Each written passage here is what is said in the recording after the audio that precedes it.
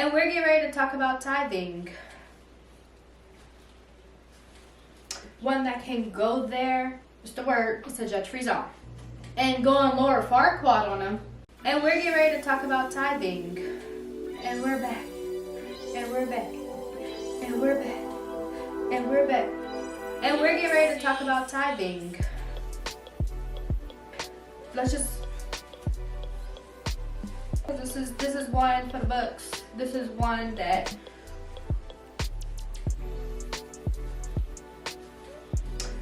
can go there. So let's just, this is my opinion. And it's not really my opinion, it's the word. It's the word. But not only that, it's a judge-free zone. Let's remember that. It's a judge-free zone. Today's drink of choice is going to be cranberry juice. Because if you know, you know. In the church house, if you grew up in the church house, you did not get wine. You got a substitute for the real deal. You know, you know. Absolutely delicious. Give me 14 of them right now. The definition of tithe. It says 1/10 of annual produce or earnings formerly taken as a tax for the support of the church and clergy. With dealing with tithes, we get the scripture from Leviticus 27:30. 1/10 of the produce of land, whether grain from the fields or fruit from the trees, belong to the Lord and must be set apart to him as holy. So for me personally, when I think of that scripture, when I think of that, it's saying your earnings. I bring this up because me and my husband, we do tithe to our church that we belong to. I don't know if all churches have this, I would assume, but we have these things called tithes and offering envelopes. And it's an envelope that literally says tithes and offering, your name, your amount, and like a few other things that you want to write on there. You can put whatever you want. So we fill that out every Sunday and we put our money in there, or we will like just fill it out and then we'll cash app or we'll use the card machine at church. Someone asked me before, if you're just giving to the house of God, if you're bringing your treasures to God in the form of money, or why do you have to put your name and how much you spent? Why is that even necessary? That is actually a really good question. That is an honest question, really. I can't speak for all churches. I'm going to speak for my church, New Life and Spirit Revival Center, Erie, PA. That's where it's at. wearethebomb.com. My church also has a YouTube page at New Life and Spirit Revival Center. It's a great church. If you are looking for a church that you can even go to online, or you can come to in person, New Life and Spirit Revival Center is really where it's at. Just look it up. You will be blessed. I got proof. Long story short, I got receipts. I love a good receipt. Now, if you are a budgeter who likes to know where their money is going, you're going to appreciate this. And I love that because so do I.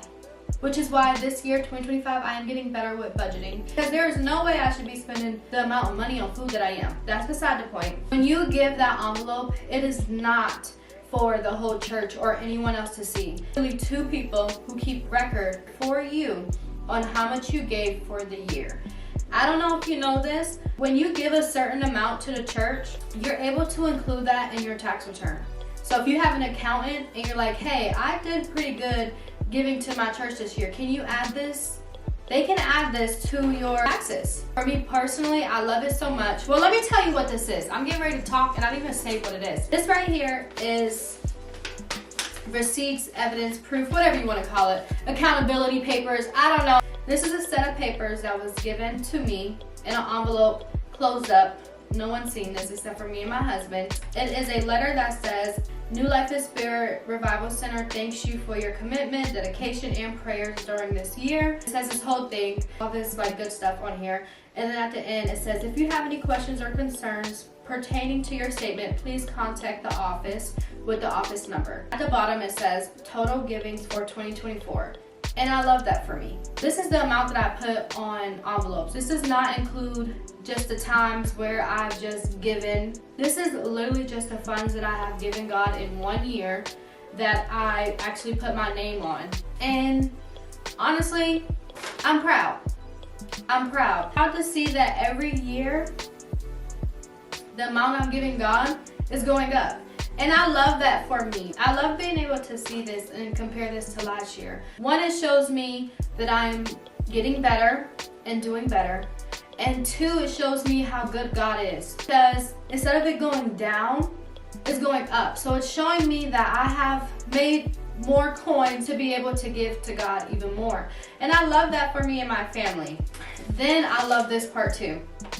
It literally has a January through December of 2024, and it shows every time that we gave, the date, and it shows the payment method, it shows the amount. I love that. I love that so much. You guys don't understand, like, this is dedication right here. And I love this department at the church for doing this, because this literally I'm just looking at it. I like paperwork, to do paperwork and stuff like that. And I'm like, wow, this took a lot of time.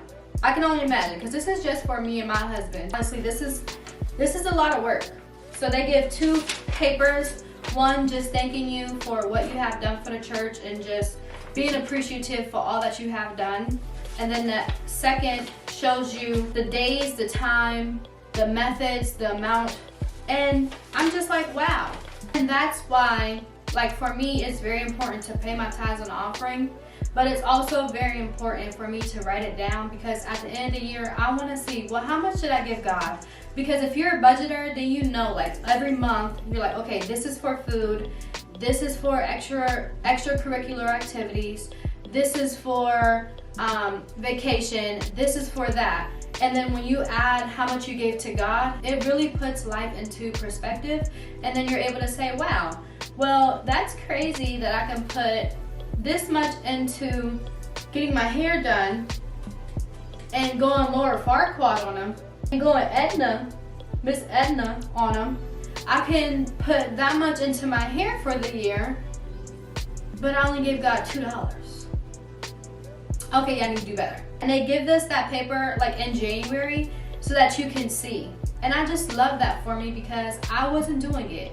And I'm just being honest, I wasn't doing it. And I'm not the best budgeter, but like I said, 2025, this is my year to begin to budget. I love being able to know a roundabout of how much I am giving to God on a weekly basis. This is just tithes and offering. This is just money, but how much am I praying? How much am I reading my word? How much am I listening to sermons? Like, all that stuff, if we really put all that into a category and like knew the percentages out of 24 hours in a day, would we be disappointed, or would we be like, okay, yeah, I'm killing it? Or would we be like, okay, not bad, but I could do better?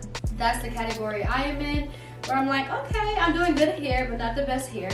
I'm gonna do better. And I love that. And I love that my church makes these statements for us so that we know.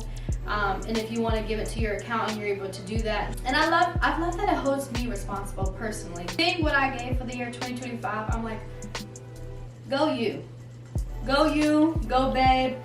Like my kids be putting money in an offering and stuff. So I'm like, go us. Super proud of us. Next year, let's double that. Next year, let's triple that. So I love that my church does that. I love the importance of tithing. I am a tithing girl. I believe in it through and through. Listen, one thing that I believe in is paying my tithes. I don't care. Like, I will borrow. When it comes to me, God deals with me through money, and He always has. And there's been times where I have, like, I'm talking about like 14, like young, went and borrowed money from my mom so that I can pay my tithe and offering. I've just always been that girl. I've just always heard the stories of how good God is and how God will make a way. It starts with giving to God. Like, you can't always expect things. You have to be able to give to God. And we know, let's clear this up too really fast, really, really quick. Funds that you put into church goes to the upkeep of the church. It goes to the temple, which is God's house. There are lights, gas, water, maintenance, construction. There's so many things that goes into upkeeping God's house. It is very important to give to God and to honor God, because that goes right back into His house. I've seen a lot of people say like, oh, I don't know where that money's going. Why would I give to that pastor? Or why would I give to that person? I don't know what they're doing with the money. It's not going to God. Do your part. Say, God, this is my earnings that I am giving to you. Now, whatever these people decide to do with it, that's between you and them, but I'm doing my part. Let's just begin to do our part, and let's watch God really step in and take care of us. So yeah, tithes and offering. Like, comment, and subscribe. Until the next Sip, Chat, and Repeat.